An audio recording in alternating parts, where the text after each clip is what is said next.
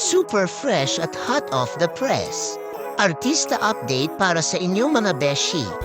Nasa cold townhouse sa Edinburgh si Tony Gonzaga Soriano at talagang mapapakanta ka na lang ng "The Cold Never Bothered Me Anyway" sa sobrang lamig. Pero kahit ganon, enjoy pa rin ang moment nila.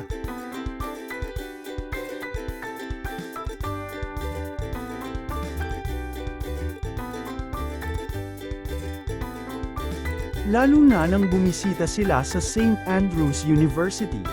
Sabi nga ni Tony, St. Andrews University is a dream. I pray one day my kids get to study here. Grabe!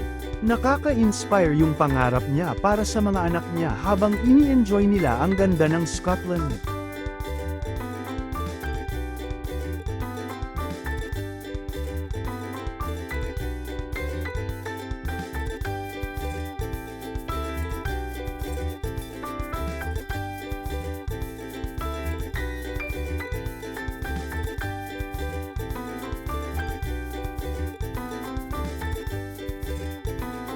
Favorite kong catering dahil ang sarap kumain sa bahay nila.